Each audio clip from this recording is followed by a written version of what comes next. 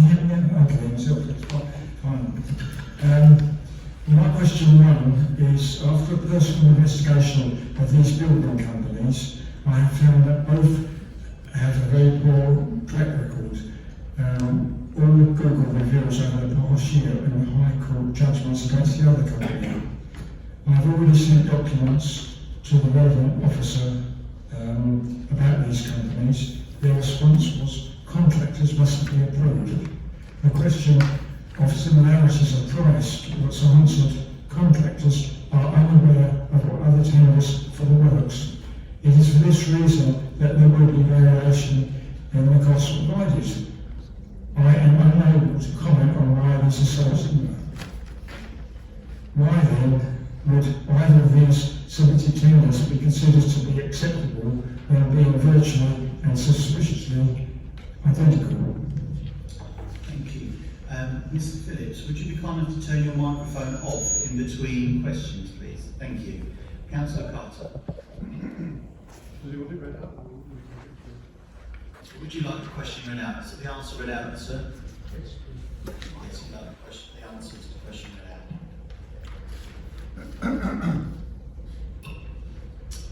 out. Thank you to all the four questioners for these questions tonight.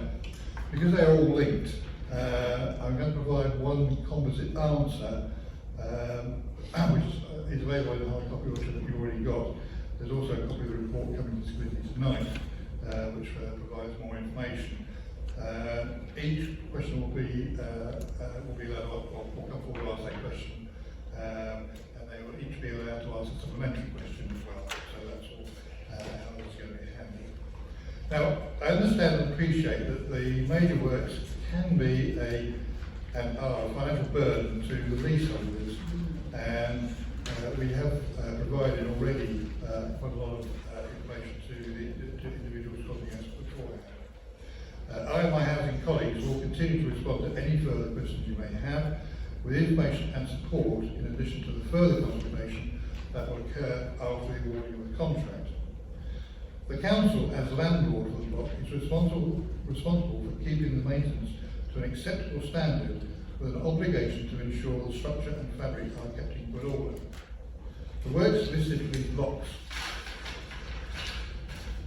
have been identified as required in order to meet these obligations to ensure its building components remain safe and serviceable. The project also improves the energy efficiency and reduces ongoing maintenance costs. It is, however, understood by their very nature these works can be disruptive. Every effort has therefore been made to minimise disruption by packing these works together. Evidence suggests this approach is more cost effective, lowering the potential cost of these orders, such as only one use of scaffolding, for example, as outlined in their lease. Consultation with those leaseholders within the block has and is being undertaken through the formal processes. Leaseholders are invited at various stages of the consultation process to express their views in an environment of openness and transparency to ensure works are fair and reasonable. I note the question regarding a potential sinking fund for these works. Approximately 20 years ago, all leaseholders were written to with the option of establishing a sinking fund as part of their service charge, or to pay for major works as and when required. Responsible leaseholders were to pay major works invoices as and when required. The contract award tonight outlines the procurement process the Council has undertaken and its approach. For example, a minimum of 2 contractors are required to provide estimates for their works aligned to the legal requirements. 7 companies were invited to tender as described in tonight's report in paragraph 4. All tenders are appropriately evaluated, carrying out intensive checks to ensure that tenders meet the Council's requirements, which include quality and insurances, as well as financial and economic standing. You'll note from the contract award tonight, both quality and price are evaluated separately to ensure a balanced award of any contract, with quality evaluated first. It is usual practice for leaseholders to be informed of the winning contractor and also to receive a breakdown of the work specification and background information, including surveys. This is the next stage of the consultation process, and the information will be sent out in the post. A meeting will also be arranged for leaseholders to review and inspect the tender documents and associated information. In addition, it is also usual practice for evening meetings to be arranged with council officers and relevant contractors who will be doing the work. Leaseholders will have the right to challenge either the cost, including any fees, or scope of the work with a formal challenge that can be done at any time during the major works process using the first-tier tribunal property chamber. Unfortunately, there are no grants or government funding for these works, which are paid for from the council's ring-fenced housing revenue account. However, the council continues to make representations to help support the costs associated with increasing building safety, and in particular fire safety work. Being acutely aware of the cost, the council have a number of repayment options to help leaseholders spread the cost, including from 2.5% prompt payment discount, 10 months interest-free payments, an interest-free loan over a term of up to 5 years secured against the property, a council loan secured against the property, a discretionary loan secured against the property, a voluntary charge, and a flexible payment option. Investor landlords may only apply for options 1, 4 and 6.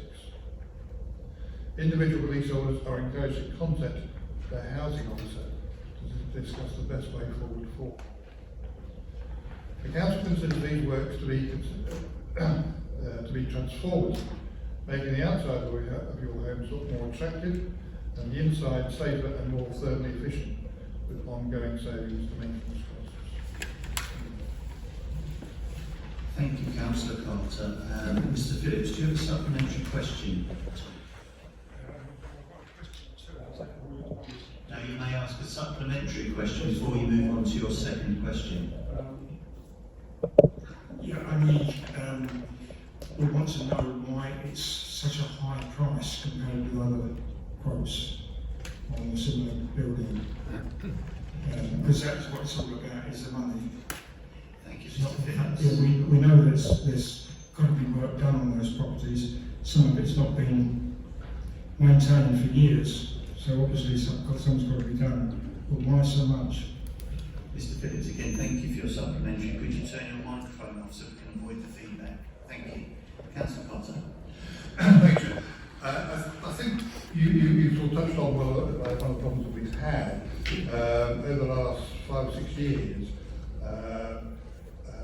We have been, we the council's housing revenue account has been short of funds to invest in repair and maintenance work.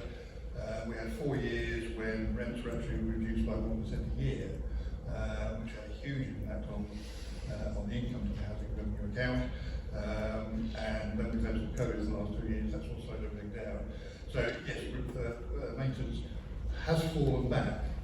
But so what we're trying to do is to squeeze as much work as possible into the repairs and maintenance package to make it as cost efficient as possible.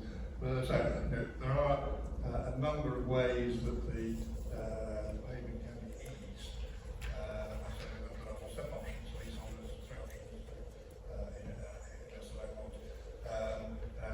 I'll repeat the invitation that individual leaseholders or occupiers should speak to their housing officer to actually discuss what is the best way forward. But in addition to all that, as I said before, there will be a further series of meetings once the contract has been awarded, where the actual terms and conditions and the content of the prices of the contract will be reviewed and discussed, and it is possible to make some changes to that. Thank you, Councillor. Mr. Phillips, you have a second question for Councillor Carter.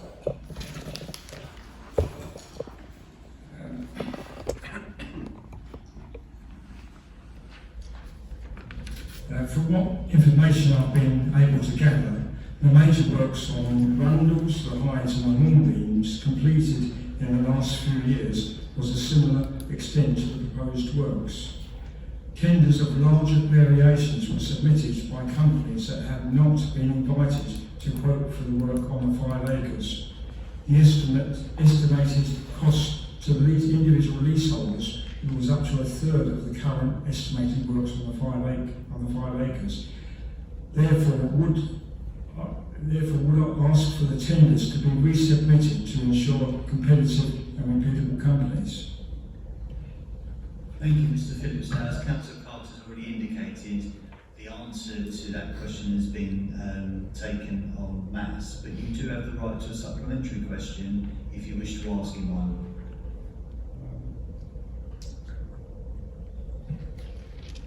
I think it covers it. Thank you very much indeed for your time, Mr. Phillips. We now have a question from Mr. Jackman to Councillor Carter. Sorry, Janet and Keith Jackman, beg your pardon.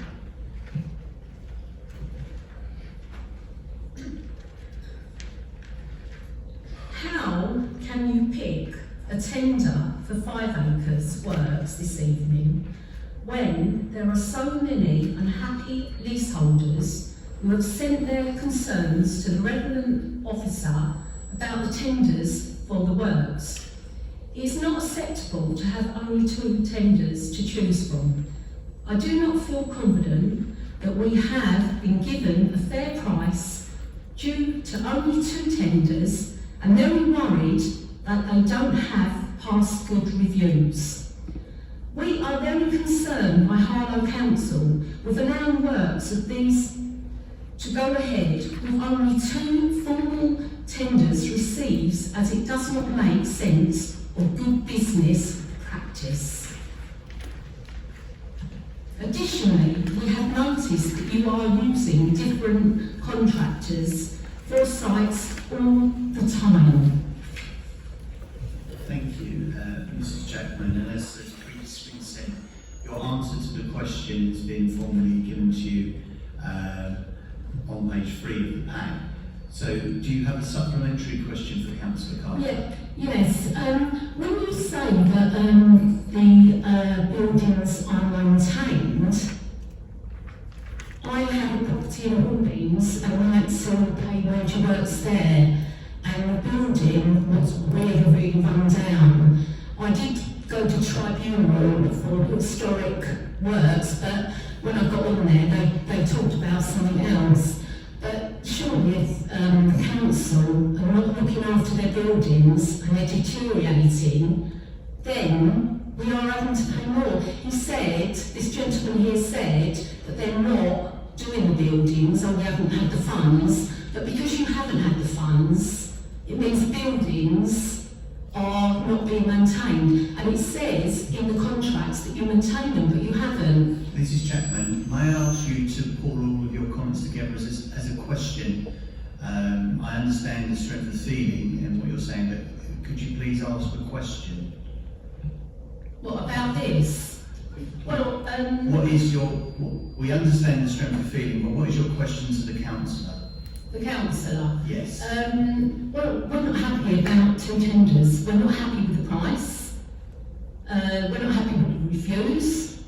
And we're just not happy with the price, basically. And also not happy with, how they charge for all the preliminaries and things. They got to have huts and phone lines. And Mrs. Jackman, may I assist you now? Is your question, you're not happy with the price, so is there an alternative mechanism to set that price?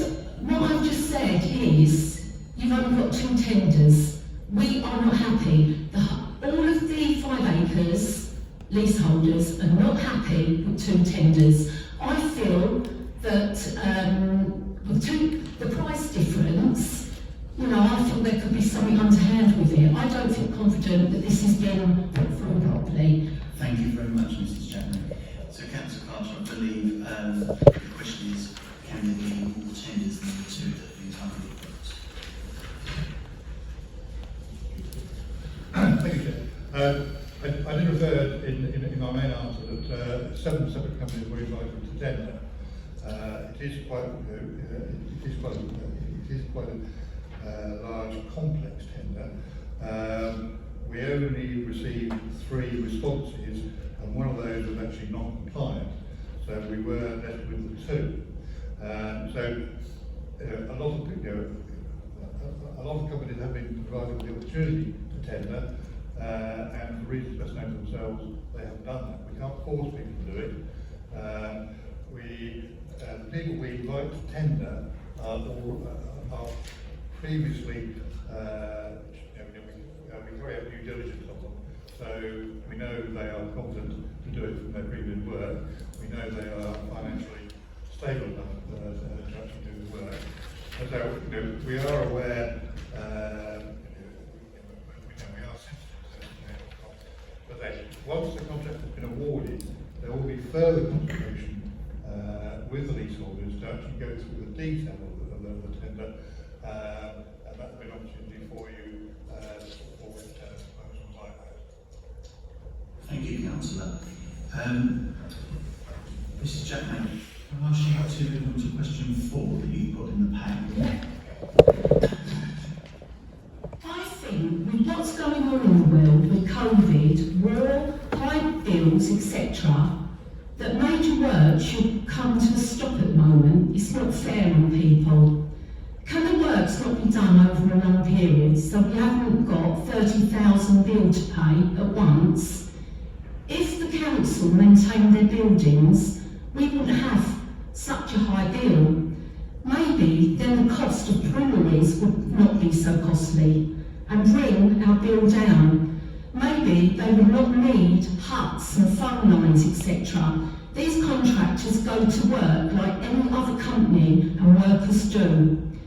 Will this be considered by our Harlow Council? It's ruining people's lives, and the councils don't care, as they can just use taxpayers' money for their tenants.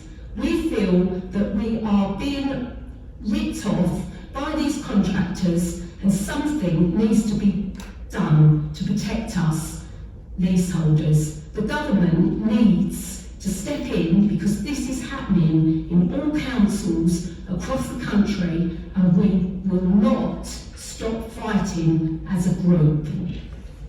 Thank you, Mrs. Chapman. Do you have a supplementary question to that?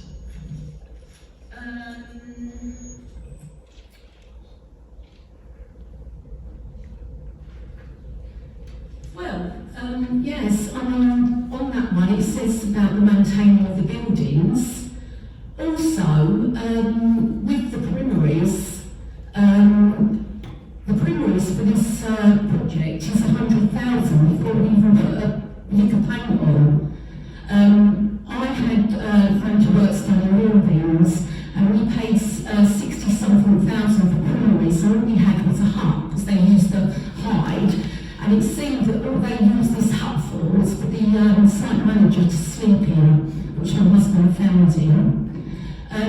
My thing is why, if the primaries weren't so high, then our bills wouldn't be so high.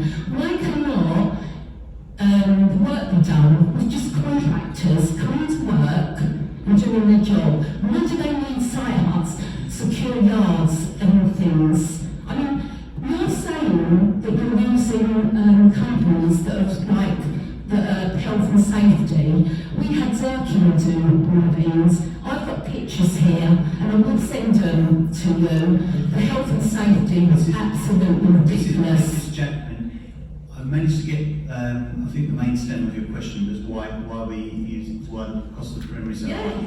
I understand you're very passionate about this. I'm very passionate, because Can this I is my ask- second major works. I appreciate that.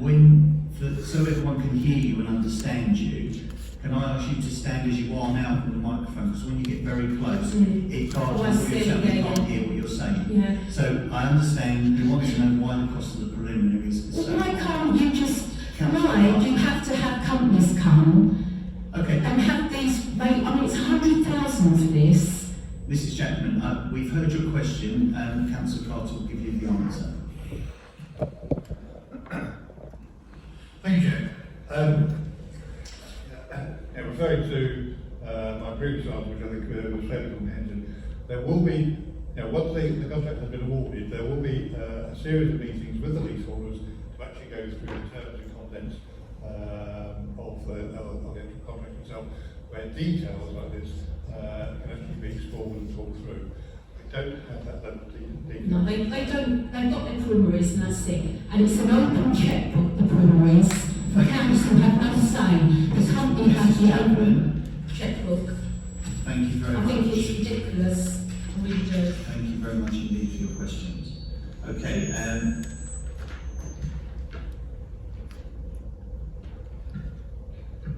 thank you, Councillor Harvey. Moving on to question 5 from Mr. Williams to Councillor Carter. Beg your pardon, Ms. Williams. Would you like to go ahead with reading your question out?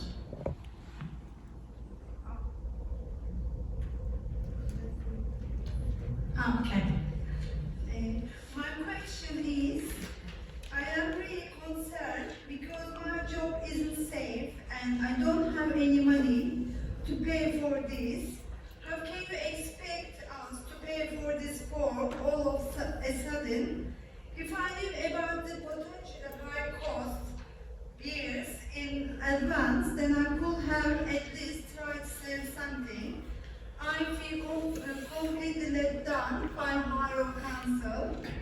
Could there be more done to try and receive further tenders from contractors to try and reduce the cost? Thank you. And again, the answer to your question has already been covered by the councillor, so you have the opportunity to ask him a supplementary question. Do you have a further question you'd like to ask him? I'm just worried about my job. I'm not sure, maybe in a few years or 5 years time, maybe a few months later, my job is not safe, and how I'm supposed to pay it. And I already got loan, Tesco loan. I borrowed money of my family. I got £5,000 credit card, and you expect me to pay. Thank you, Mrs. Williams. You've asked your question. I'll ask the councillor to answer you now. Thank you, Chair. Referring to my original reply and the subsequent questions, there are a range of options open to leaseholders to sort of spread the cost over a variety of areas in a variety of ways.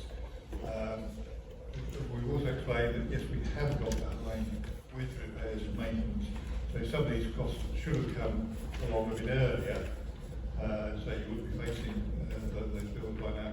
And so what we're trying to do now is to get as much work together as possible to reduce the actual overall price to make it better.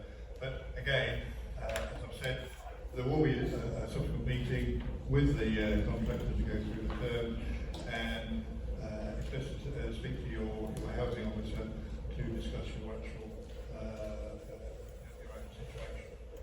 It's probably better to wait a bit until you get a bit more information, and the way forward is a bit clearer. Thank you very much indeed, and thank you. We now have a question from Sally Jones to Councillor Carter.